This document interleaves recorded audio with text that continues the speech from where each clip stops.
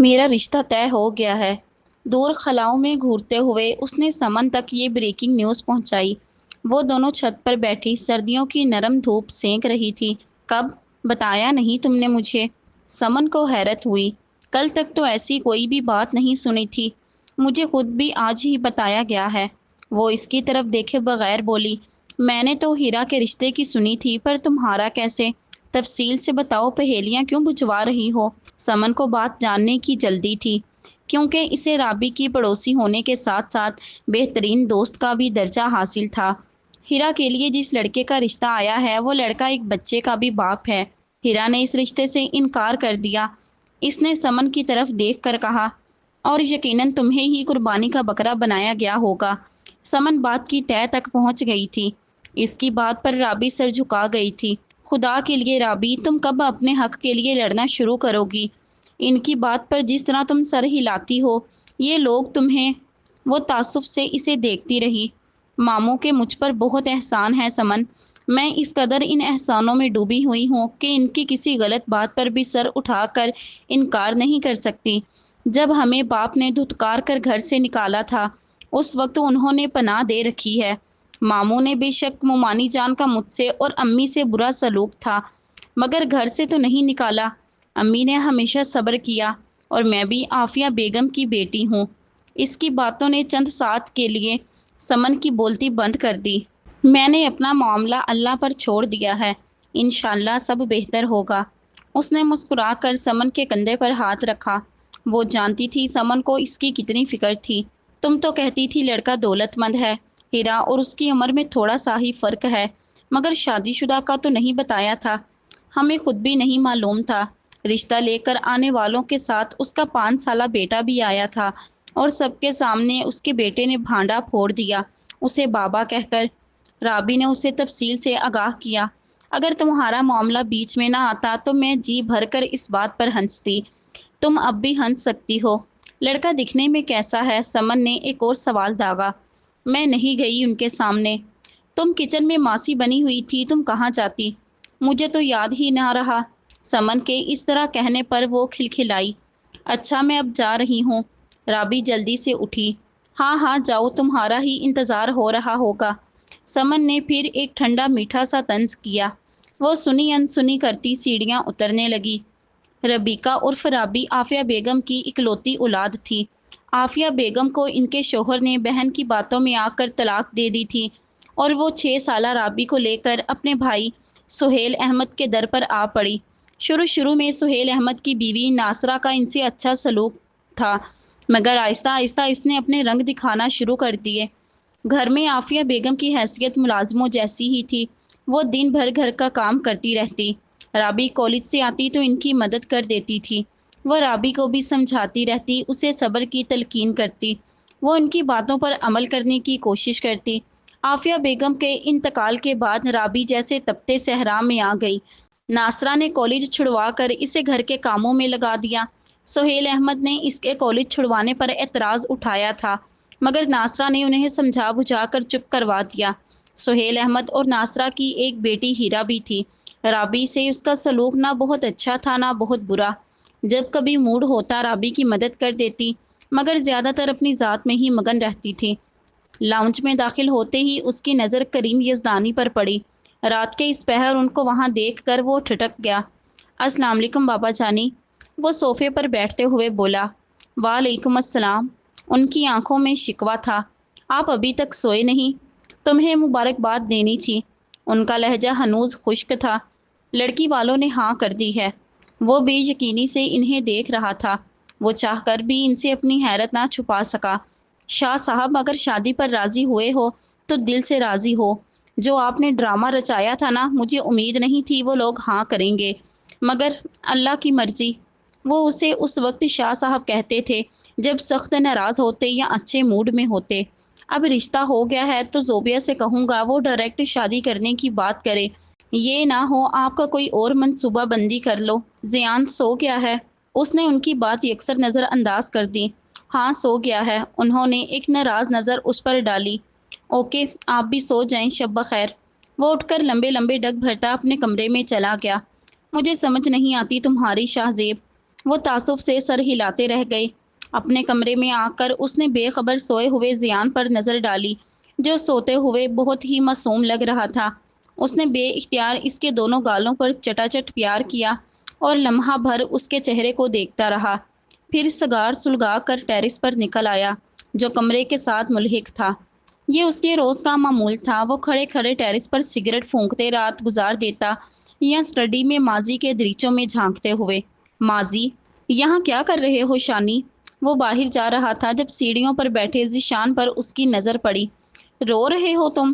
وہ اس کی سسکیاں سن کر پاس آیا اور اس کے ساتھ سیڑھیوں پر بیٹھتے ہوئے اسے خود میں بھینچ لیا۔ میری جان، بس بہت ہو گیا، اب اور آنسو نہیں بہانے۔ وہ اس کے آنسو صاف کرتے ہوئے بولا۔ ممی کیوں چلی گئی مجھے چھوڑ کے بھیا؟ میں انہیں بہت یاد کرتا ہوں، انہیں واپس بلا لینا۔ اس نے معصومیت سے کہا۔ وہ واپس نہیں آ سکتی، انہیں اللہ میاں نے اپنے پاس بلا لیا ہے اور وہ اچھے لوگوں کو جلد اپنے پاس بلا لیتا ہے۔ مگر اللہ میاں نے مجھے کیوں اکیلا کر دیا؟ اس نے معصومیت سے پوچھا۔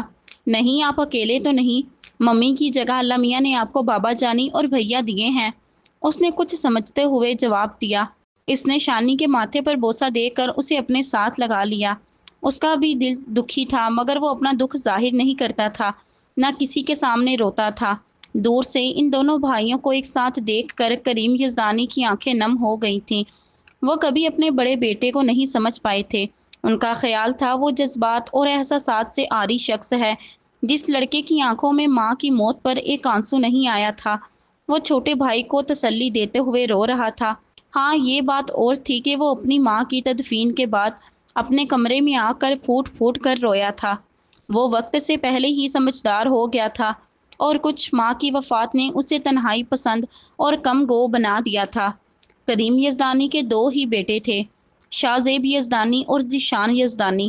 بیوی کی وفات کے بعد انہوں نے دوسری شادی نہیں کی تھی، بلکہ اپنے بچوں کے ساتھ وقت گزارنے کو ترجیح دی۔ وقت گزرتا گیا، وہ دونوں بچپن سے نکل کر جوانی کی دہلیز پر قدم رکھ چکے تھے۔ ذیشان کالج سے یونیورسٹی لیول تک پہنچا، تب شاہ زیب کریم یزدانی کا بزنس میں ہاتھ بٹاتا تھا۔ ایک دن اس نے اچانک ہی کریم یزدانی سے بیرون ملک جانے کی بات چھیڑ دی۔ بابا جانی، میں لندن جانا چاہتا ہوں۔ وہ کسی فائل میں سر دیے بیٹھے تھے۔ شاہ زیب کی بات پر انہوں نے سر اٹھا کر اسے دیکھا۔ کیوں؟ میں وہاں تجربہ حاصل کر کے بزنس کرنا چاہتا ہوں۔ اس نے سر جھکا کر کہا۔ یہاں کیوں نہیں بیٹا؟ بیٹا، اپنا ملک ہے، رہنا تو تم نے ادھر ہی ہے، اور پھر میں چاہتا تھا تمہاری شادی کر دوں۔ کتنے برس ہو گئے کوئی خوشی نہیں دیکھی، گھر میں بھی رونق ہو جائے گی۔ نہیں بابا جانی، میری شادی کے بارے میں ابھی سوچیے گا بھی مت۔ ہاں، ذیشان کی کر دیں۔ کیوں، تم نے کنوارا ہی رہنا ہے تمام عمر؟ ایسی بات نہیں ہے بابا جانی، مگر ابھی میرے کچھ خواب ہیں، کچھ مقاصد ہیں جو پورے کرنے ہیں، اور شادی کر کے میں کچھ نہیں کر پاؤں گا۔ ٹھیک ہے، جیسے تمہاری مرضی، میں کبھی تمہارے راستے میں حائل نہیں ہوں گا، میری دعائیں تمہارے ساتھ ہیں۔ وہ بہت سی دعاؤں سے اسے نواز رہے تھے، مگر اس کے دور جانے کا انہیں ملال بھی بہت تھا۔ ذیشان نے شاہ زیب کا بیرون ملک جانے کا سنا تو بہت واویلا کیا۔ بہت مشکل سے اسے شاہ زیب نے سمجھایا تھا۔ لندن جانے سے 2 دن پہلے وہ اپنے بہترین دوست احد سے ملنے اس کے گھر آیا ہوا تھا۔ وہ کھڑکی کے پاس کھڑے باہر کے مناظر دیکھنے میں مصروف تھا جب تیزی سے بولتی ایک لڑکی کمرے میں داخل ہوئی۔ بھائی، میں کب کی ریڈی ہوں، آپ کمرے سے باہر کیوں نہیں نکل؟ اس نے گردن گھما کر لڑکی کی طرف دیکھا اور اس پر سے نظریں ہٹانا بھول گیا۔ لیمن کلر کے لباس میں ہلکا سا میک اپ اور چہرے پر معصومیت طاری کیے وہ شاہ زیب کو بہت ہی بھلی لگ رہی تھی۔ احد کی جگہ انجان شخص کو دیکھ کر اس کی باتوں کو بریک لگا۔ وہ سخت شرمندہ نظر آ رہی تھی، شاید وہ شاہ زیب کی آمد سے بے خبر تھی۔ میں بھائی سے وہ بے ربط جملے کہتے باہر بھاگ گئی۔ شاہ زیب اس کے کمرے سے نکلنے کے بعد خوابوں کی دنیا سے باہر آیا۔ بے اختیار اس کے لبوں کو مسکراہٹ چھو گئی۔ تھوڑی دیر بعد احد بھی چائے اور لوازمات کی ٹرے لے کر کمرے میں آ گیا۔ وہ اس کے ساتھ باتوں میں مصروف ہو گیا۔ 2 دن بعد ایئرپورٹ پر لندن جانے کے لیے وہ تیار کھڑا تھا۔ بابا جانی اور ذیشان اسے سی آف کرنے آئے تھے۔ وہ بابا جانی سے مل کر ذیشان سے ملا۔ ارے پگلے، یہ کیا عورتوں کی طرح رو رہے ہو؟ واپس لوٹ آؤں گا، اس نے ذیشان کے آنسو دیکھ کر کہا۔ وہ روتے روتے مسکرا دیا۔ وہ دونوں کو ہاتھ ہلاتا جہاز میں بیٹھ گیا۔ سیٹ کی پشت سے سر ٹکا کر اس نے آنکھیں مونڈ لیں۔ ایک چہرہ اس کی آنکھوں کے سامنے آ گیا، ہونٹوں پر مسکراہٹ پھیل گئی۔ نہ جانے کیوں اسے ایسا لگ رہا تھا جیسے وہ اپنا دل اسی کے پاس ہی چھوڑ آیا ہے۔ اب واپس جا کر بابا جانی سے بات کروں گا، اس نے دل میں سوچا۔ بے اختیار اسے ایک شعر یاد آیا۔ زندگی کو تلاش تھی جن کی، نادر وہ لوگ ہم کو بڑی دیر سے ملے۔ اگلے ہفتے ہی زوبیہ بیگم نے رابی کے گھر جا کر ڈائریکٹ شادی کی بات کر دی۔ وہ لوگ تو یہی چاہتے تھے، فوراً ہاں کر دی، مگر شادی کی تیاریوں کے لیے 1 ماہ کا وقت مانگ لیا تھا۔ 1 ماہ بعد رابی حجلہ عروسی میں شاہ زیب کے کمرے میں موجود تھی، مگر شاہ زیب کا کوئی اتا پتہ نہیں تھا۔ اس کے انتظار میں بیٹھے بیٹھے اس کی کمر اکڑ گئی تھی۔ اس نے بیڈ گراؤنڈ سے ٹیک لگا لی۔ بہت سی سوچیں اس کے ذہن میں ابھر رہی تھیں جو اسے پریشان کر رہی تھیں۔ رات کے 2 بج رہے تھے جب دروازہ کھلنے سے چڑچڑاہٹ پیدا ہوئی۔ وہ سیدھی ہو کر بیٹھ گئی اور گھونگھٹ تھوڑا آگے سرکا لیا۔ شاہ زیب اندر آیا اور واش روم کی طرف بڑھ گیا۔ واپس آیا تو نائٹ ڈریس میں ملبوس تھا۔ آپ ایسے ہی سوئیں گی یا چینج کریں گی؟ شاہ زیب وہاں کھڑا سوالیہ انداز سے اسے پوچھ رہا تھا۔ پہلی بار اسے ہتک محسوس ہوئی تھی۔ کیا میں اتنی بے وقت ہوں؟ وہ سوچتے ہوئے اٹھی اور ڈریسنگ ٹیبل کے سامنے جا کر کھڑی ہوئی۔ وہ آئینے میں اسے دیکھ رہی تھی جو اب لیٹ چکا تھا۔ اس نے نوچتے ہوئے زیور اتارا اور الماری میں سے سوٹ نکال کر واش روم کی طرف بڑھی۔ وہ جی بھر کر رو کر واش روم سے باہر نکلی۔ کیا کیا خواب سجا کر وہ پھولوں کی سیج پر بیٹھی ہوئی تھی جو سب ٹوٹ گئے تھے۔ اسے ایسا لگ رہا تھا جیسے کمرے کی ایک ایک چیز اس پر ہنس رہی ہے، اس کا تمسخر اڑا رہی ہے۔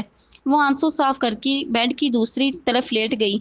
پہلے جو آنکھیں نیند کی وجہ سے بوجھل تھیں، اب نیند ان سے کوسوں دور تھی۔ وہ شاہ زیب کی طرف سے رخ موڑے بے آواز روتی رہی اور شاہ زیب اس کے رونے کی سو سو کی آواز سے خود کو کوستا رہا۔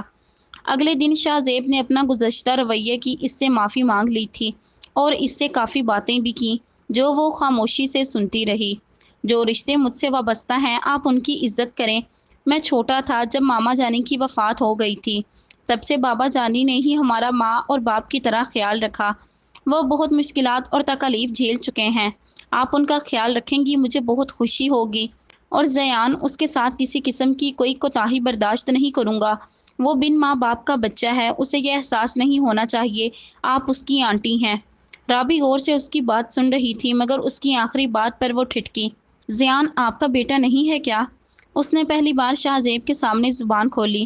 میرا بھتیجا ہے مگر میں چاہتا ہوں اسے ماں باپ کی کمی محسوس نہ ہو، وہ مجھے جان سے زیادہ عزیز ہے۔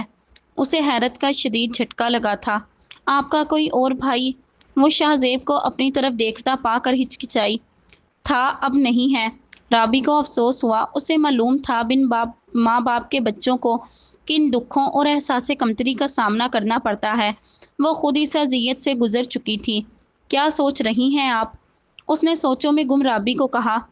کچھ نہیں، آپ بے فکر ہو جائیں، آپ کو مجھ سے کسی قسم کی شکایت نہیں ہوگی، اس نے دل سے کہا۔ شاہ زیب اس کی بات پر پھیکا سا مسکرا دیا۔ رابی نے اس بات پر عمل بھی کیا۔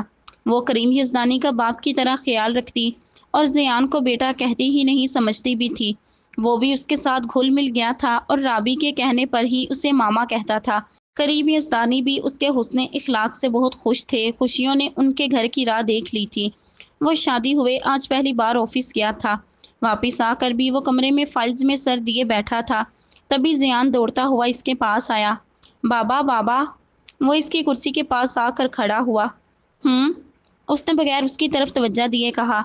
بابا جانی، اب اس نے پیار اور لاڈ سے اسے بلایا۔ جی میرا بیٹا۔ وہ اس کی چالاکی اچھی طرح جانتا تھا۔ اپنی بات منوانی ہو تو وہ اسے ایسے لاڈ سے بابا جانی بلایا کرتا تھا۔ آئس کریم کھانے لے چلیں پلیز، ماما بھی جائیں گی۔ اس کے لہجے میں منت بھی تھی۔ نہیں ابھی دیر ہو گئی ہے، سو جاؤ، کل شام کو چلیں گے، اس نے رسٹ واچ پر ٹائم دیکھتے ہوئے کہا۔ گھڑی کی سوئیاں 9 بجا رہی تھیں۔ بابا پلیز کل چلیں، ضد نہیں کرتے، شاہ زیب نے نرمی سے اس کی بات کاٹتے ہوئے کہا۔ پرانے والے بابا اچھے تھے، میری بات سنتے تھے، آپ بہت برے ہیں، کل بھی مجھے ماما کے ساتھ ان کے گھر جانے نہیں دیا۔ رابی اپنے میکے گئی تھی، زیان بھی جانے کی ضد کر رہا تھا مگر شاہ زیب نے اسے روک لیا تھا۔ زیان کی آنکھیں لبالب آنسوؤں سے بھر گئیں۔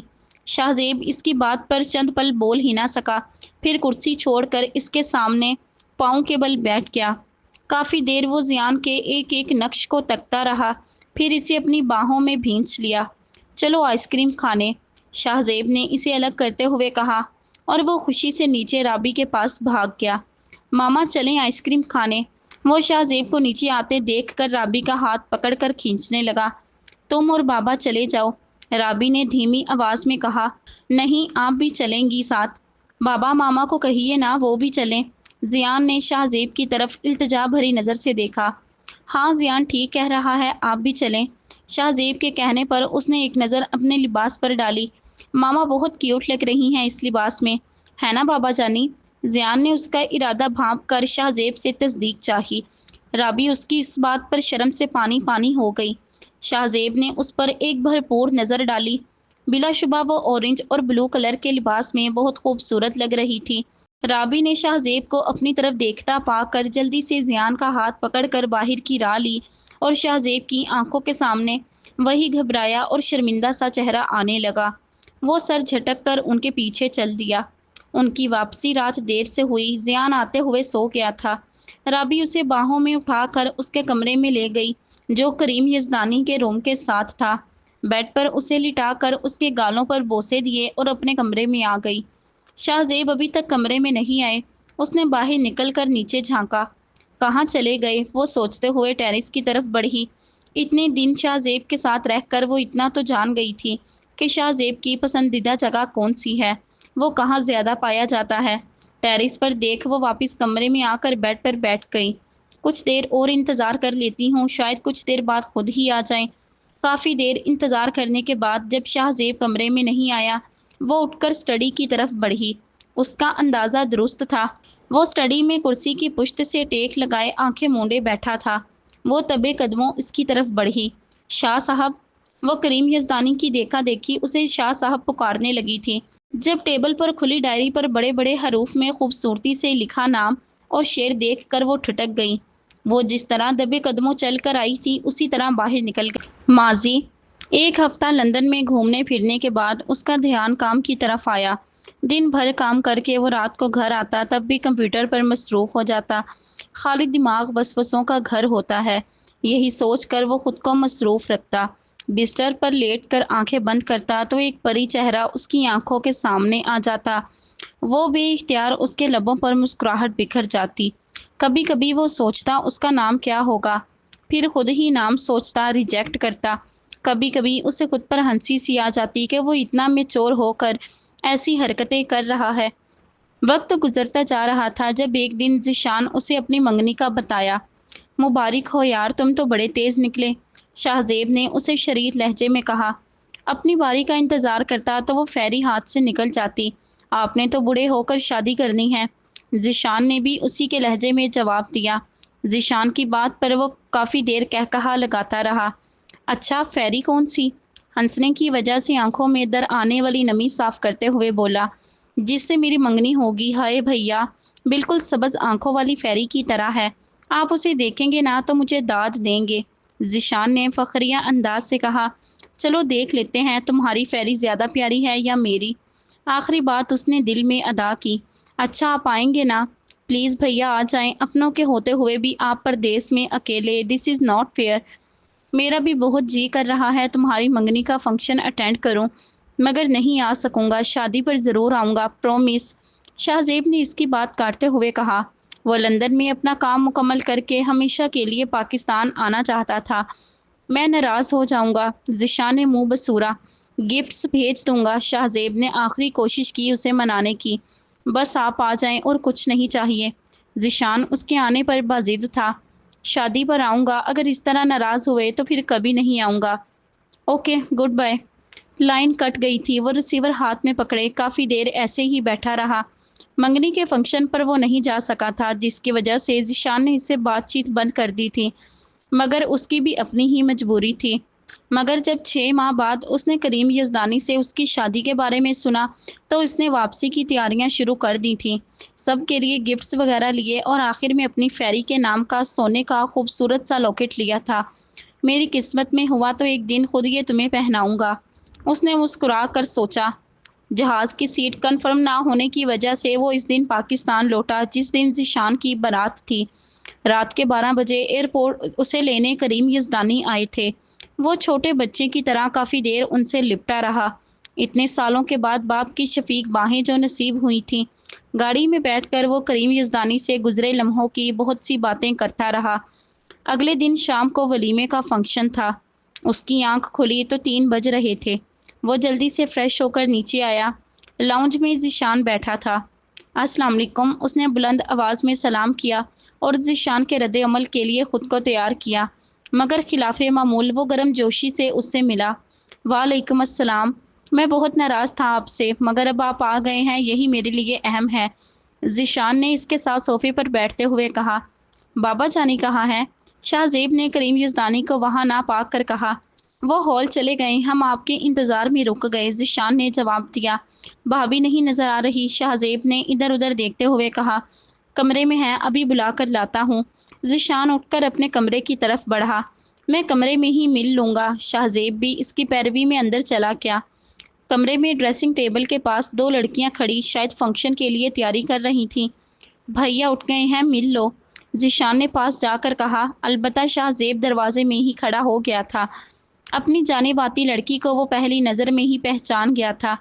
یہ ایمل شاہ یعنی میری شریک حیات، ذیشان نے ایمل کو دیکھتے ہوئے شریر لہجے میں کہا۔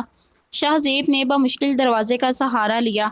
اسے ایمل کو دیکھ کر 100 وولٹ کا جھٹکا لگا تھا۔ وہ اتنے سالوں سے جسے ہمسفر بنانے کے خواب دیکھ رہا تھا، وہ اس کی بھابی بن گئی تھی۔ رہ گئے نہ حیران، اب منہ دکھائی دیں، ذیشان نے اسے گمسم دیکھ کر کہا۔ ان کے شایان شان تو میرے پاس کچھ نہیں، کچھ حقیر سے تحفے لایا ہوں، وہ بھجوا دوں گا۔ شاہ زیب نے رک رک کر مشکل سے یہ الفاظ ادا کیے۔ وہ اس پر ایک نظر ڈال کر دروازے سے ہی پلٹ گیا تھا۔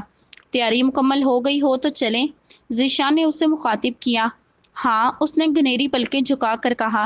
ذیشان اس پر پیار بھری نظر ڈال کر باہر نکل گیا۔ کمرے میں آ کر وہ پہلے واش روم گیا اور چہرے پر یخ پانی کے چھینٹے مارے۔ کچھ دیر وہ دل پر ہاتھ رکھ اسے قابو کرتا رہا اور لمبی لمبی سانسیں لینے لگا۔ اپنی باری کا انتظار کرتا تو فیری ہاتھ سے نکل جاتی۔ اسے ذیشان کی کہی بات یاد آئی۔ شاید وہ سچ ہی کہہ رہا تھا۔ آخر ایسا میرے ساتھ ہی کیوں؟ ماں کے علاوہ جس عورت کو حد سے زیادہ سوچا، چاہا، اسے کیسے کھو دوں؟ میں کس طرح کسی اور کا ہونے دوں؟ بیڈ پر بیٹھ کر اس نے دونوں ہاتھوں میں سر گرا لیا۔ وہ تمہارے بھائی کی بیوی ہے، دماغ نے کہا۔ وہ تمہاری محبت ہے، تم کیسے اپنی محبت سے دستبردار ہو سکتے ہو؟ دل نے بھی دہائی دی۔ جان سے پیارا بھائی جو تم سے بہت محبت کرتا ہے، دماغ نے ایک اور دلیل دی۔ تم بھی تو اسے چاہتے ہو، کیا تم اس کو کسی اور کے ساتھ دیکھ پاؤ گے؟ دل و دماغ کی جنگ جاری تھی۔ وہ ولیمہ اٹینڈ کرنے کے قابل نہیں تھا، اس لیے اس نے سائیڈ دراز سے 2 نیند کی گولیاں لیں اور پانی کے ساتھ نگل گیا۔ آج پہلی بار اس نے سلیپنگ پلز لی تھیں، ورنہ وہ خیالوں میں رہنا پسند کرتا تھا۔ تھوڑی ہی دیر بعد اس پر غنودگی طاری ہو گئی اور وہ نیند کی وادیوں میں اتر گیا۔ وہ لاؤنج میں ٹی وی آن کر کے بیٹھی تھی۔ بظاہر تو اس کی نظر ٹی وی اسکرین پر تھی، مگر دماغ کہیں اور تھا۔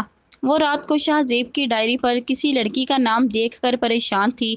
شاہ زیب اس کی ہر ضرورت کا خیال رکھتا تھا، تمام فرائض بخوبی پورے کر رہا تھا، مگر اس سب کے علاوہ بیوی شوہر کا پیار اور توجہ بھی چاہتی ہے جو وہ رابی کو دینے سے قاصر تھا۔ کن خیالات میں گم ہو بیٹا؟ کئی بار پکارنے پر جب وہ نہ بولی تو کریم یزدانی نے اس کے پاس آ کر کہا۔ جی بابا، ان کی آواز پر وہ سوچوں کی دنیا سے باہر آئی۔ کوئی مسئلہ ہے بیٹا؟ انہوں نے دوسرے صوفے پر بیٹھتے ہوئے کہا۔ جب سے شاہ زیب نے مکمل طور پر بزنس سنبھالا تھا، وہ گھر پر یا دوستوں کے ساتھ وقت گزارتے تھے، کبھی کبھار ہی آفس چکر لگا لیتے تھے۔ نہیں تو اس نے نظریں چراتے ہوئے کہا۔ اچھا پھر 2 کپ چائے بنا کر میرے کمرے میں آ جاؤ۔ وہ اسے چائے کا کہہ کر کمرے کی طرف چلے گئے۔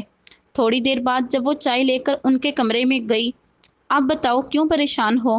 انہوں نے چائے کا کپ اس سے لے کر پہلا سپ لیتے ہوئے کہا۔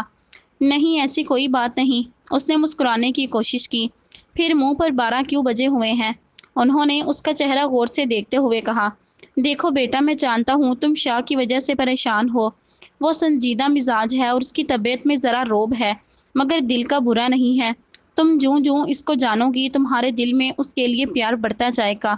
انہوں نے چائے کا دوسرا سپ لیتے ہوئے کہا۔ میں جانتی ہوں وہ بہت اچھے ہیں، رابی نے نظریں جھکائے کہا۔ کریم یزدانی نے چائے کا آخری گھونٹ بھرا اور کپ سائڈ ٹیبل پر رکھتے ہوئے کہا۔ اس کی زندگی میں بہت سے زخم ہیں، تلخیاں ہیں، وہ کم گو اور حساس دل انسان ہے، مرنا پسند کرے گا مگر دل کی بات کسی کو نہیں بتائے گا۔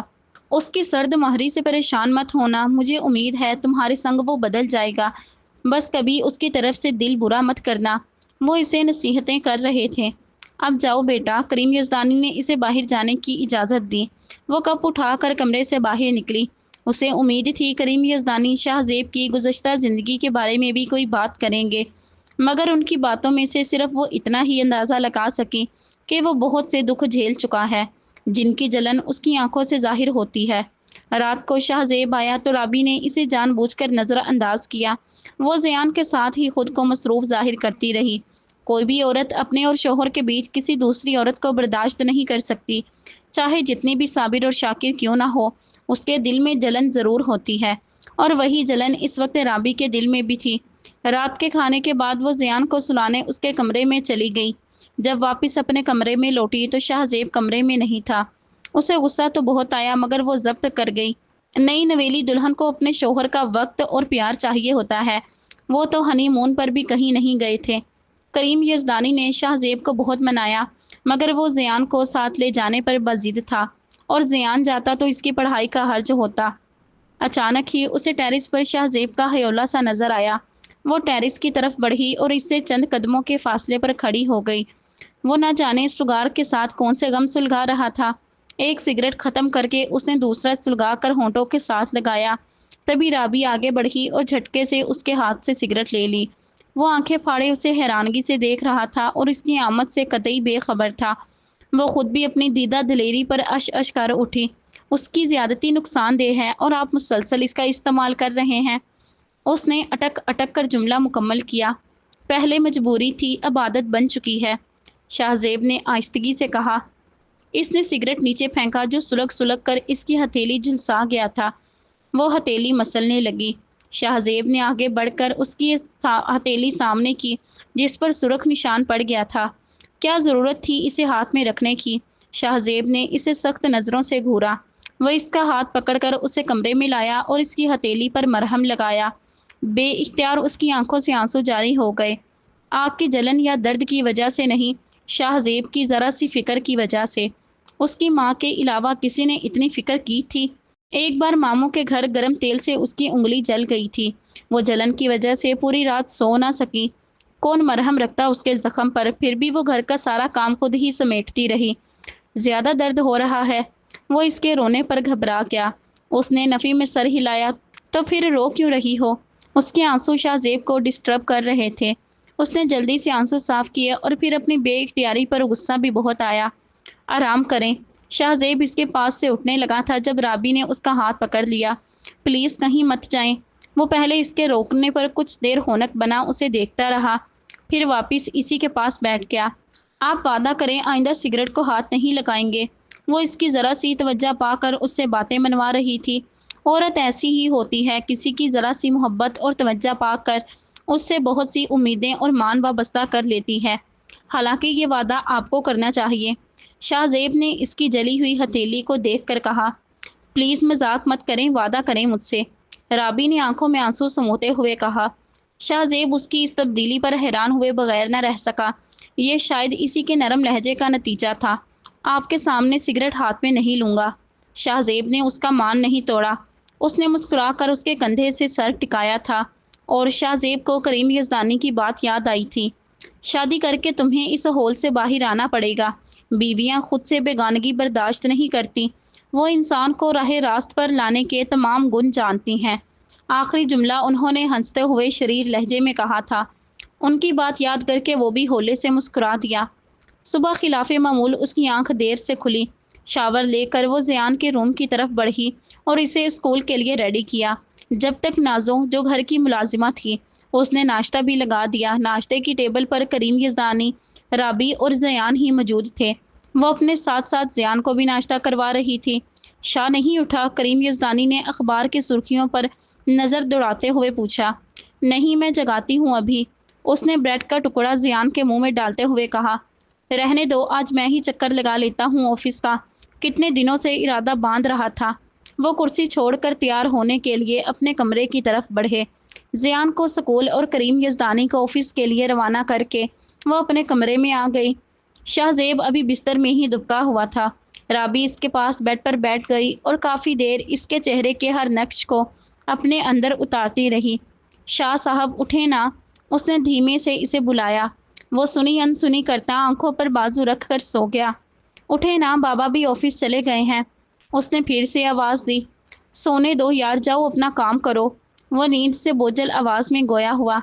نہیں، میں اکیلی بور ہو رہی ہوں، آپ اٹھ جائیں۔ اس نے آنکھوں سے اس کا بازو ہٹایا۔ کیا ہے یار، سونے بھی نہیں دیتی، اس نے سخت لہجے میں ڈانٹتے ہوئے کہا۔ ٹی وی لگا لو، مجھے آرام کرنے دو، وہ غصے سے کہہ کر کروٹ بدل کر سو گیا۔ وہ لب کاٹتی آنکھوں میں آنسو بھر کر لاؤنج میں آ گئی۔ اس کے جانے کے بعد وہ اٹھا۔ بابا جان کو بہت جلدی تھی شادی کی، سکون غارت کر دیا میرا۔ وہ بڑبڑاتے ہوئے واش روم کی طرف بڑھا۔ فریش ہو کر نیچے آیا تو وہ لاؤنج میں بیٹھی آنسو بہا رہی تھی۔ اسے دیکھ کر کچن کی طرف بڑھ گئی۔ وہ لاؤنج میں بیٹھ کر اسی اخبار کی ورق گردانی کرنے لگا جو کچھ دیر پہلے کریم یزدانی پڑھ رہے تھے۔ تھوڑی دیر بعد رابی اس کے پاس ناشتے کی ٹرے لے کر آئی اور اس کے لیے ٹیبل پر ناشتہ لگایا۔ سنو، وہ واپس کچن کی طرف مڑنے لگی تھی جب شاہ زیب نے اسے روکا۔ جی، وہ اس کی طرف مڑی۔ ناشتہ کیا ہے آپ نے؟ وہ بریڈ پر جیم لگاتے ہوئے بولا۔ جی کر لیا، وہ واپس مڑنے لگی تھی جب شاہ زیب نے اسے اپنی طرف بلایا۔ جی، وہ اس کے پاس آ کر بولی۔ بیٹھو اور میرے ساتھ ناشتہ کرو۔ شاہ زیب نے اس کا ہاتھ پکڑ کر اسے اپنے ساتھ بٹھایا۔ اس کے نہ کرنے کے باوجود بھی شاہ زیب نے اسے اپنے ساتھ ناشتہ کروایا۔ چھوٹی چھوٹی باتوں پر رویا مت کرو، وہ اسے نرمی سے کہہ رہا تھا اور وہ سر جھکائے سن رہی تھی۔ وہ تو صابر و شاکر تھی، پھر نہ جانے کیوں شاہ زیب کی ذرا سی ڈانٹ پر اس کے آنسو امڈ آئے تھے۔ اچھا، میں تیار ہو کر آفس جا رہا ہوں، تم ٹی وی ہے، اسٹڈی ہے، وہاں کا وقت گزار لیا کرو، بور کیوں ہوتی ہو؟ وہ اس کے سر پر ہلکی سی چپٹ لگاتا کمرے کی طرف چلا گیا۔ یکدم ہی رابی کا دل اس کا آفس جانے کا سن کر اداس ہو گیا تھا۔ جو لوگ دل میں بس جائیں یا بسنے لگتے ہیں، پھر جی چاہتا ہے وہ ہمیشہ ہماری آنکھوں کے سامنے رہیں، ہمارے آس پاس اپنی موجودگی کا احساس دلاتے رہیں، اور شاید رابی کے دل میں بھی شاہ زیب بس گیا تھا۔ یہ اداسی بے جانا تھی۔ جب اس کی آنکھ کھلی تو دن چڑھ گیا تھا۔ وہ نہ جانے کتنے گھنٹوں سوتا رہا۔ لگاتار سونے کی وجہ سے اس کی آنکھوں کے پپوٹے سوج گئے تھے۔ وہ فریش ہو کر نیچے آیا۔ لاؤنج میں بیٹھے وہ تینوں کسی بات پر کہکہا لگا رہے تھے۔ اسے دیکھ کر سب کی ہنسی کو بریک لگا۔ بھیا، اب تو مجھ سے بات نہ کرنا، کل آپ کی وجہ سے مجھے دوستوں کے سامنے اس قدر سبکی ہوئی۔ سبھی کہہ رہے تھے تمہارے بڑے بھیا نظر نہیں آ رہے۔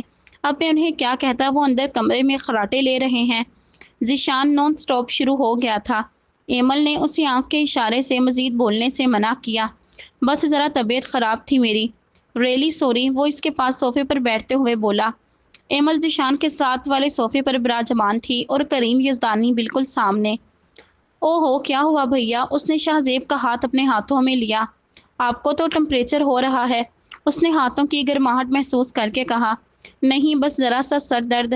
شاہ، اگر طبیعت زیادہ خراب ہے تو ڈاکٹر کے پاس جاؤ، کریم یزدانی نے بھی اس کے چہرے کا جائزہ لیتے ہوئے کہا۔ نہیں، ٹیبلٹ لوں گا تو آرام آ جائے گا، اتنا لمبا چوڑا مسئلہ نہیں ہے، شاہ زیب نے ذیشان سے ہاتھ چھڑواتے ہوئے کہا۔ انکل صحیح کہہ رہے ہیں بھیا۔ ایمل پہلی بار اس سے براہ راست مخاطب تھی۔ میڈیسن لوں گا، آرام آ جائے گا، اس نے مسکرانے کی کوشش کی۔ اچھا، میں خان سامہ سے آپ کے لیے کھانے کا کہتی ہوں۔ وہ اٹھ کر کچن کی طرف بڑھی جبکہ ذیشان شاہ زیب کا ہولے ہولے سر دبا رہا تھا۔ کھانا کھا کر اس کا جی متلانے لگا تھا، شاید بخار کی وجہ سے۔ وہ چہل قدمی کرنے کے لیے لون میں نکل آیا۔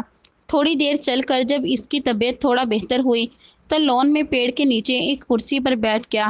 تبھی بے ارادہ طور پر اس کی نظر ذیشان کے کمرے سے ملحقہ ٹیرس پر اٹھ گئی۔ ذیشان اس کا ہاتھ پکڑے نہ جانے کیا کہہ رہا تھا جس پر وہ کھلکھلا رہی تھی۔ شاہ زیب نے کرب سے آنکھیں بند کیں۔ ہمیشہ اس نے ایمل کو ہم سفر کے طور پر سوچا تھا، اسی کے خواب سجائے تھے۔ اب ایمل کو بھابھی تسلیم کرنے میں اسے دقت محسوس ہو رہی تھی۔ سارے خواب شیشے کی طرح ٹوٹ کر پاش پاش ہو گئے تھے جو اسے اندر ہی اندر زخمی کر رہے تھے۔ اس کے تو وہم و گمان میں بھی نہیں تھا کہ ذیشان کی شادی ایمل یعنی اسی کی فیری سے ہو رہی ہے۔ ورنہ وہ پاکستان آنے کی غلطی نہ کرتا۔ اس نے چکراتے سر کو دونوں ہاتھوں سے تھاما۔ یا خدا، یہ کیا ہو رہا ہے میرے ساتھ؟ کیوں میرے صبر کا امتحان لیا جا رہا ہے؟ میں کیسے یہ سب برداشت کروں؟ میں بہت کمزور ہوں۔ یا اللہ، میری آزمائش کم کر دیں۔ اس نے تڑپ کر التجا کی۔ ذیشان اسے ہاتھ ہلا رہا تھا اور شاید کچھ کہہ بھی رہا تھا، مگر شاہ زیب کو اس کی آواز نہ سنائی دی۔ جواباً اس نے بھی ہاتھ اٹھا کر ہلایا۔ میں فنا ہو جاؤں گا مگر کبھی اپنے بھائی کی خوشیاں نہیں چھینوں گا۔ ان دونوں کی خوشی میں ہی میری خوشی ہے۔ میں ان کی زندگی سے دور چلا جاؤں گا۔ اس نے سوچتے ہوئے کرسی چھوڑی اور اپنے کمرے کی طرف چلا گیا۔ ان کی آنکھوں کی اجازت مار دے گی، مجھے اس بار ہجرت مار دے گی۔ ہنسی میں دکھ چھپا لیتا ہوں اپنے، کسی دن یہ سہولت مار دے گی۔ کبھی سوچا نہیں تھا تیرے ہوتے، کوئی تازہ محبت مار دے گی۔ کسی کو اپنا دشمن ہی بنا لو وگرنہ یہ فراغت مار دے گی۔ محبت کرنے سے پہلے پتہ تھا قبیلے کی روایت مار دے گی۔ حسن، یہ وقت آنے پر کھلے گا، کسے کس کی ضرورت مار دے گی۔ طبیعت بہتر ہوتے ہی اس نے کریم یزدانی سے لندن واپس جانے کی بات کر دی۔ اگرچہ وہ واپس نہ جانے کے لیے آیا تھا، مگر روز روز ایمل کو دیکھ کر خود کو اذیت نہیں دے سکتا تھا اور نہ ہی کسی کو شک و شبہات میں مبتلا کرنا چاہتا تھا۔ کریم یزدانی اس کی بات سن کر بھڑک اٹھے۔ تمہارا دماغ تو ٹھیک ہے شاہ، ابھی تمہیں آئے ایک ماہ نہیں ہوا اور تم واپس جانے کی بات کرتے ہو۔ ہوش ٹھکانے میں ہے یا نہیں؟ بابا جانی، میرا جانا ضروری ہے۔ میں ذیشان کی ناراضگی کی وجہ سے آیا تھا اور اب، اس نے منمناتے ہوئے کہا۔ شادی تو تم نے اس کی اٹینڈ نہیں کی؟ کریم یزدانی نے اس کی بات کاٹ کر کہا۔ ذیشان اور ایمل ہنی مون پر جانا چاہتے ہیں، جب تک ان کی واپسی ہوتی تم یہیں رہو گے، کریم یزدانی نے حتمی انداز میں کہا۔ وہ دونوں اس وقت لاؤنج میں بیٹھے تھے۔ ذیشان اور ایمل عہد کی طرف گئے ہوئے تھے۔ شاہ زیب نے موقع اچھا جان کر واپسی کی بات چھیڑ دی تھی۔ میں تو چاہتا تھا تم لندن سے واپس آؤ تو تمہاری بھی شادی کر دوں۔ آخر کب تک ایسے اکیلے رہو گے؟ کریم یزدانی نے اسے گمسم دیکھتے ہوئے کہا۔ میں شادی نہیں کرنا چاہتا۔ یکدم اس کے دماغ کی رگیں تن گئی تھیں۔ کیوں الرجک ہو شادی سے؟ تم سے ذیشان کتنے برس چھوٹا ہے اور وہ اپنا گھر بسا چکا ہے۔ کریم یزدانی نے اسے ذیشان کی مثال دے کر کہا۔ مجھے نہیں کرنی شادی بس، اور اگر اب آپ نے یہ ٹاپک چھیڑا تو بغیر بتائے کہیں بھی چلا جاؤں گا۔ وہ سختی سے کہتا اپنے کمرے کی طرف چلا گیا اور کریم یزدانی حیرانگی سے اس کا یہ روپ دیکھ رہے تھے۔ انہیں بہت کچھ غلط ہونے کا احساس ہوا۔ وہ لائٹ آف کیے کرسی پر بیٹھا سگریٹ پر سگریٹ پھونک رہا تھا کہ دروازے پر دستک ہوئی۔ یس، تبھی دروازہ کھول کر کریم یزدانی اندر داخل ہوئے۔ کمرہ سگریٹ کے دھوئیں سے بھرا ہوا تھا۔ انہوں نے لائٹ آن کی اور تعصب سے شاہ زیب کو دیکھا۔ یہ سب کیا ہے شاہ؟ کریم یزدانی اس کے پاس آئے۔ وہ نظریں جھکا گیا تھا۔ تم نے کب سے سگریٹ پینے شروع کر دیے؟ کریم یزدانی نے نیچے مسلے ہوئے سگریٹ دیکھ کر کہا۔ وہ ہنوز خاموش رہا۔ کیا بات ہے شاہ؟ انہوں نے پاس آ کر اس کے کندھے پر ہاتھ رکھا۔ کون سی آگ تمہارے اندر دہک رہی ہے جس کے شعلے تمہاری آنکھیں اگل رہی ہیں؟ بابا، آپ نہیں سمجھ سکتے، میں آپ کو نہیں سمجھا سکتا، اس نے بے بس ہو کر کہا تھا۔ کچھ دیر کریم یزدانی اس کو دیکھتے رہے، پھر اسے لندن جانے کی اجازت دے کر کمرے سے باہر نکل گئے۔ لندن سے واپسی پر وہ خوش باش تھا۔ پھر ایسا کیا ہوا جو اتنا ڈسٹرب ہے؟ وہ کریم یزدانی کو بھی بے چین کر گیا تھا، انہیں بھی گہری سوچوں میں دھکیل گیا تھا۔ وہ ہمیشہ کے لیے لندن چلا گیا تھا۔ اس کے جانے کے بعد ذیشان نے ہنی مون منانے کا ارادہ ترک کر دیا تھا اور کریم یزدانی کے ساتھ ان کے بزنس میں مصروف ہو گیا۔ زندگی پھر سے اپنی ڈگر پر روانہ ہو چکی تھی۔ رک تو وہ گیا تھا زندگی کی اس دوڑ میں۔ لندن آ کر بھی اس کی اداسی میں کمی نہیں ہوئی اور نہ ہی وہ اپنا دھیان کام پر لگا پایا تھا۔ سارا دن کمرے میں سگریٹ سلگا کر ماضی کی ستم ظریفی یاد کرتا یا ٹیرس پر کھڑے ہو کر گھنٹوں اپنے ہاتھوں کی لکیروں کو گھورتا رہتا۔ پھر آہستہ آہستہ وہ بھی اس خول سے باہر آنے لگا اور اپنا پورا دھیان کام پر لگا دیا۔ آخر کب تک وہ خود کو اذیت دیتا، کب تک قسمت کو مورد الزام ٹھہراتا رہتا؟ لندن میں اسے آئے 3 ماہ ہوئے تھے جب ایک دن اسے ذیشان نے بتایا کہ وہ باپ بننے والا ہے اور شاہ زیب تایا۔ اس نے دل سے ذیشان کو باپ بننے پر مبارکباد دی تھی۔ وہ اس کی خوشی سے چہکتی آواز سن کر خود بھی مسکرایا تھا۔ کبھی کبھی اپنوں کی خوشی میں ان کا ساتھ ہنس کر دینا پڑتا ہے، چاہے دل غم سے کتنا ہی بھرا ہوا کیوں نہ ہو، اور وہ بھی ذیشان کا ساتھ دینے پر مجبور تھا۔ नन्हे ज़ियान की पैदाइश पर शाहज़ेब ने बहुत से तोहफे भेजे थे। वो भी अपनों में जाना चाहता था, उनके साथ वक्त गुजारना चाहता था। मगर न जाने क्यों उसे ऐसा लगता था जैसे वो पाकिस्तान जाएगा तो ज़ीशान की खुशियों को खा जाएगा। वो लाउंज में बैठी शो देख रही थी जब शाहज़ेब आंधी तूफान बना घर आया। वो जल्दी से उठ खड़ी हुई। कब से कॉल कर रहा हूँ, कॉल क्यों नहीं उठा रही? शाहज़ेब ने गुस्से से पूछा। वो मेरा सेल तो कमरे में है, उसने डरते डरते कहा। आज सुबह भी उसकी झड़क सुन चुकी थी जो अभी उसके जहन में ताज़ा थी। ज़ोबिया फूफो ने रात के खाने पर बुलाया है हमें, शाहज़ेब ने नरम पड़ते हुए कहा। बाबा जानी और ज़यान तो नहीं जाएंगे, हम दोनों ही जाएंगे। उनका घर काफ़ी दूर है, वापसी शायद लेट हो, इसलिए ज़यान को बाबा जानी के पास छोड़ना ही ठीक रहेगा, शाहज़ेब ने सोफे पर बैठते हुए कहा। ठीक है। वो टीवी बंद करके कमरे की तरफ बढ़ गई। उसने मौसम की मुनासबत से तेज सब्ज़ कलर का सूट निकाला जिस पर गोल्डन कलर की खूबसूरत और नफासत से मोतियों की कढ़ाई की गई थी। आधे घंटे में वो रेडी हो चुकी थी। शाहज़ेब कमरे में आया तो इस पर से नज़रें हटाना भूल गया। बिलाशुबा वो बहुत प्यारी लग रही थी। मौसम के तेवर ठीक नहीं हैं, तुम शाल वगैरह भी साथ ले लो, शाहज़ेब ने इस पर से नज़रें चुराते हुए कहा। उसने इस बात में सर हिलाया। तभी शाहज़ेब की नज़र उसकी खाली गर्दन पर पड़ी। उसने अपनी अलमारी का लॉक खोला और बरसों पहले जो लॉकेट इसने किसी और के लिए लिया था वो निकाल कर राबी की तरफ बढ़ाया। ये क्या है? राबी ने पूछा। लॉकेट है, पहन लो, अच्छा लगेगा, शाहज़ेब ने जवाबन कहा। आप पहना दें, उसने शाहज़ेब के हाथ से लॉकेट नहीं लिया था। मजबूरन शाहज़ेब को ही इसे लॉकेट पहनाना पड़ा। उसके सुराहीदार गर्दन पर वो लॉकेट बहुत जच रहा था। शाहज़ेब उस पर से नज़रें हटाकर कपड़े लेकर वॉशरूम में शावर लेने चला गया। जब तक वो रेडी होते करीम यज़दानी भी घर आ गए थे। ज़ियान उन्हीं के पास था। बाबा जान से इजाज़त लेकर और ज़ियान से प्यार करके वो दोनों गाड़ी में बैठकर ज़ोबिया बेगम के घर की तरफ रवाना हो गए। आसमान पर गहरे स्याह बादल छाए हुए थे। परिंदे आसमान पर गोल दायरे की शक्ल में उड़ते हुए घरों को लौट रहे थे और वो दोनों इस मौसम में घर से निकल आए थे। वो ड्राइविंग करते शाहज़ेब को बार बार मुड़कर देख रही थी। वो कमीज़ शलवार में बहुत डिसेंट लग रहा था। चेहरे पर हल्की सी दाढ़ी उसकी शख्सियत को मज़ीद निखार रही थी। क्या देख रही हो? शाहज़ेब ने इसे अपनी तरफ देखते पाकर कहा। कुछ नहीं, उसने घबरा कर जल्दी से नज़रें हटाकर गाड़ी से बाहर देखना शुरू कर दिया। शाहज़ेब के होंठों पर मुस्कुराहट बिखर गई। तभी शाहज़ेब के मोबाइल पर रिंग टोन हुई। हेलो, इसने कॉल पिक करके कान से फ़ोन लगाया। जी, रास्ते में हैं, बता दूंगा, अल्लाह हाफिज़, शाहज़ेब ने मोबाइल डैशबोर्ड पर रखा। किसकी कॉल थी? राबी ने पूछा। बाबा जानी की, कह रहे थे वहाँ पहुँचकर बता देना, शाहज़ेब ने एक नज़र उसके सर्दी से सुर्ख होते चेहरे पर डालकर कहा। बारिश की बूंदाबांदी शुरू हो चुकी थी, वो हल्की हल्की हवा भी चल रही थी। चंद ही पल गुजरे थे कि ज़ोबिया बेगम का घर भी आ गया। ज़ोबिया फूफो और उनकी बहू ने दरवाजे पर ही वेलकम किया। राबी उनकी मेहमान नवाजी से बहुत मुतासिर हुई और अपनी इस कदर इज्जत और आवभगत से उसकी आंखें भीग गईं। वो तो इस काबिल नहीं थी, यकीनन इस शख्स की वजह से वो इज्जत और प्यार लेने के काबिल हुई थी। इनकी वापसी रात को देर से हुई थी। ज़ोबिया बेगम ने शाहज़ेब को रोकने की बहुत कोशिश की मगर वो नहीं रुका था, जिसका नतीजा ये निकला कि सर्दी में ठिठुरने की वजह से राबी को फ्लू हो गया था और उसका अपना सर भी दर्द से भारी था। एक बात पूछूं? वो लॉकेट उतार रही थी जब इसके जहन में एक सवाल आया। हम्म, वो बिस्तर पर लेट चुका था। ये लॉकेट आपने किसके लिए लिया था? इसने आम से लहजे में पूछा था मगर शाहज़ेब को उसका लहजा शक से भरा हुआ लगा। क्या मतलब है तुम्हारा? मतलब ये आपने कब और किसके लिए लिया? मुझे पहले तो नहीं दिया और ना मैंने देखा ये, उसने इयररिंग्स उतारते हुए कहा। नरमी से पेश आता हूँ तो इसका ये मतलब नहीं तुम सवाल जवाब करने लग जाओ, वो नरूठेपन से कहता उसकी तरफ पुश्त करके लेट गया। उसने भी दोबारा कोई सवाल नहीं किया।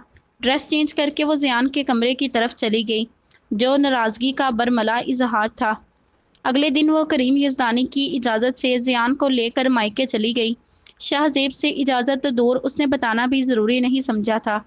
शाम को वो घर आया तो घर में सुनाटा छाया हुआ था। कहाँ गए सब लोग? उसने मुलाजमा नाजो से पूछा। बीबी जी ज़ियान मियाँ को लेकर मायके गई हैं और बड़े साहब कमरे में हैं, नाजो बताकर किचन में रुपोश हो गई थी। उसके माथे पर बल पड़ गए थे। मैके? आखिर ऐसा क्या कह दिया मैंने उसे? वो गुस्से से खोलता करीम यज़दानी के कमरे की तरफ बढ़ा। दरवाज़ा नॉक करके वो अंदर दाखिल हुआ। अस्सलाम वालेकुम, उसने अपने असाब पर काबू पाया। वालेकुम अस्सलाम। वो नज़र का चश्मा लगा कर कोई किताब पढ़ रहे थे। उसे देखकर किताब साइड टेबल पर रखी। आ गए तुम? उन्होंने नरमी से पूछा। जी, वो इसके कमरे में आने की वजह जान गए थे, तभी बोले।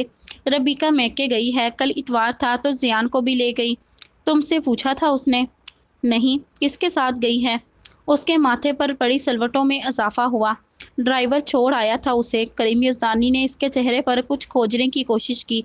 मुझे क्यों ऐसा लगता है कि वो तुमसे ना खुश है। वो इनकी बात पर खामोश हो गया। अच्छी और तमीज़दार बच्ची है, मेरा ख्याल रखती है। सबसे बढ़कर वो ज़ियान को एक माँ की तरह ट्रीट करती है। हालांकि उसकी उम्र ही क्या है, फिर भी वो जिम्मेदारियों को खुश असलूबी से निभा रही है। मगर तुम समझ बूझ रखते हुए भी क्यों अपने फ़र्ज से नज़रें चुरा रहे हो? एक तो दिन भर की थकन और फिर करीम यज़दानी की बातें, उसे सख्त ताव आ गया। निभा तो रहा हूँ सब, और कैसे निभाऊं?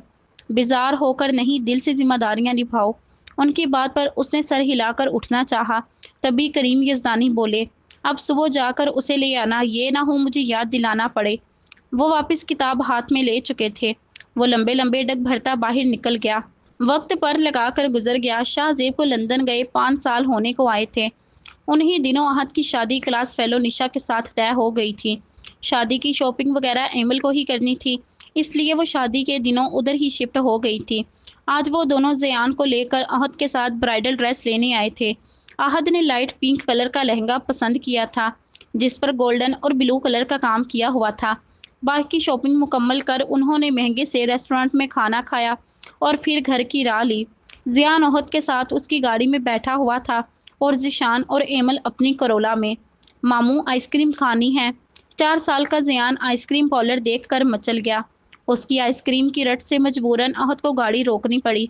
वो इसे लेकर आइसक्रीम पार्लर की तरफ बढ़ा। आइसक्रीम से लुत्फ़ अंदोज़ होकर वो वापस गाड़ी में बैठे। घर पहुंचते ही एक खबर ने उनके ओसान ख़ता कर दिए। अहद ज़ियान को मुलाजिम के पास ही छोड़कर वापस गाड़ी लेकर हस्पताल भागा। अस्पताल पहुंचकर जो खबर इसकी समातों में पड़ी, वो सुनकर वो निढाल सा होकर बेंच पर ही गिर गया। ज़िशान और एमल का एक्सीडेंट हुआ था। ज़िशान तो मौका पर ही जा बहक हो गया और एमल ज़िंदगी और मौत की जंग लड़ रही थी। ज़िशान की लाश का पोस्टमार्टम करने के बाद घर भेज दिया गया। शाहजेब को भी इस खबर की इतला कर दी गई थी। वह वहाँ से आने के लिए तड़प रहा था और करीम यज़दानी, वो तो बिल्कुल हिम्मत हार बैठे थे। जवान बेटा आज अल्लाह को प्यारा हो गया था। उनके घर की खुशियों को एक बार फिर किसी की नज़रें बद लग गई थी। वो ज़िशान की तदफीन के बाद लंदन से आया था।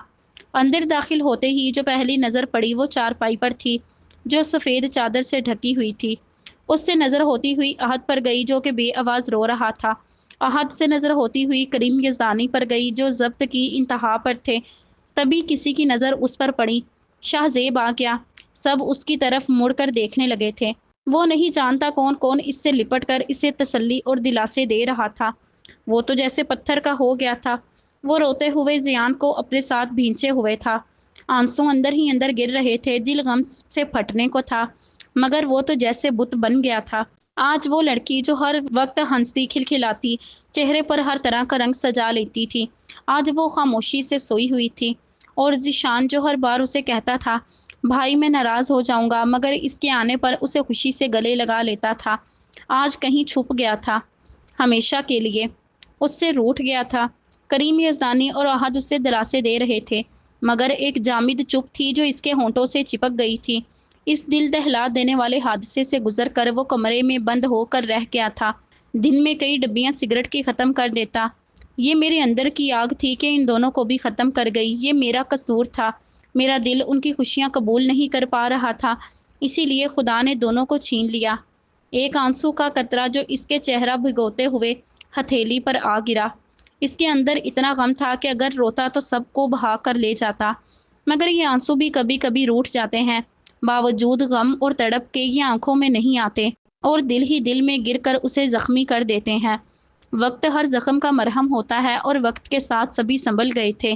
करीम यज़दानी भी पहले की तरह नहीं रोते थे। अपने बेटे की निशानी को उन्होंने अपनी बाहों में भर लिया था।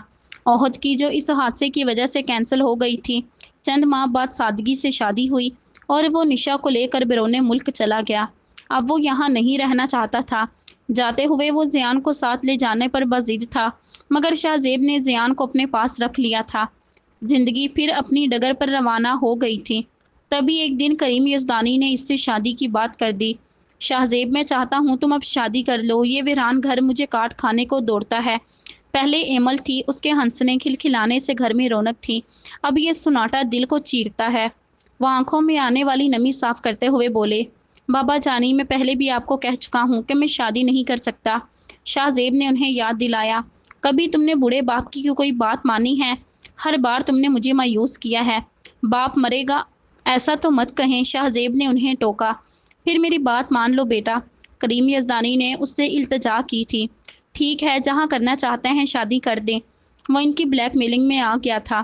شاہ زیب کے حامی بھرتے ہی کریم یزدانی نے زوبیہ بیگم کو رشتہ ڈھونڈنے کے لیے کہا تھا، اور پھر زوبیہ بیگم شاہ زیب کو لے کر سہیل احمد کے گھر گئی تھیں۔ شاہ زیب خود کو شادی شدہ ظاہر کرنے کے لیے زیان کو ساتھ لے کر گیا کہ لڑکی والے اپنی کنواری بیٹی کا رشتہ شادی شدہ مرد کو تو بالکل نہیں دیں گے، مگر نتیجہ اس کے برعکس نکلا تھا۔ اس نے رات بہت مشکل سے گزاری اور صبح ہوتے ہی سہیل احمد کے گھر پہنچ گیا۔ جتنی دیر وہ وہاں بیٹھا رہا اپنے اعصاب کو قابو کرنے کی کوشش کرتا رہا، پھر رابی اور زیان کو لے کر گھر آ گیا۔ رابی کو کمرے میں لا کر وہ جیسے پھٹ ہی پڑا۔ ایسا کیا کہہ دیا میں نے تمہیں جو میرا تماشا بنا رہی ہو؟ کس کی اجازت سے تم گئی تھی میکے؟ بتاؤ مجھے۔ وہ اس کے تیور دیکھ کر سہم گئی تھی۔ وہ بابا سے اجازت لی تھی میں نے۔ اس کی زبان لڑکھڑا رہی تھی۔ شوہر میں ہوں تمہارا، اس نے جتا کر کہا تھا۔ وہ نظریں جھکا گئی تھی۔ آج کے بعد اگر میری اجازت کے بغیر کمرے سے بھی قدم باہر نکالا تو ٹانگیں توڑ دوں گا، شاہ زیب نے سخت لہجے میں کہہ کر باہر نکل گیا۔ وہ اس کے جانے کے بعد بیڈ پر بیٹھ کر زاروں کی طرح رونا شروع ہو گئی۔ کل ناصرہ بیگم نے بھی اسے کھڑی کھڑی سنا دی تھی، اور اب شاہ زیب نے بھی۔ اس کا رونا بجا تھا۔ ماما آپ رو رہی ہیں؟ زیان کمرے میں آیا تو اسے روتے دیکھ کر گویا ہوا، مگر وہ ہنوز روتی رہی۔ بابا نے ڈانٹا ہے، اس نے اپنے ننھے ننھے ہاتھوں سے اس کے آنسو صاف کیے۔ رابی نے اس بات میں سر ہلایا اور اسے اپنی باہوں میں بھینچ لیا۔ ننھا زیان ہی اسے اپنا ہمدرد لگا تھا۔ وہ اسٹڈی میں بیٹھا تھا جب زیان اندر داخل ہوا۔ بابا جانی میں آپ سے ناراض ہوں، آپ نے ماما کو کیوں ڈانٹا؟ وہ رو رہی تھی۔ زیان نے منہ بسورا۔ تم ماما کے سفارشی بن کر آئے ہو؟ شاہ زیب نے اسے کہا۔ ماما کو سبھی ڈانٹتے ہیں، وہ آنٹی بھی ڈانٹ رہی تھی۔ شاہ زیب کو اس کی باتوں میں دلچسپی پیدا ہو گئی۔ کون سی آنٹی؟ وہی موٹی سی جن کے گھر ہم ماما کو لینے گئے تھے، زیان نے اسے یاد دلایا۔ او ہاں، شاہ زیب نے یاد کرنے کی ایکٹنگ کی۔ تو کیا کہا انہوں نے ماما کو؟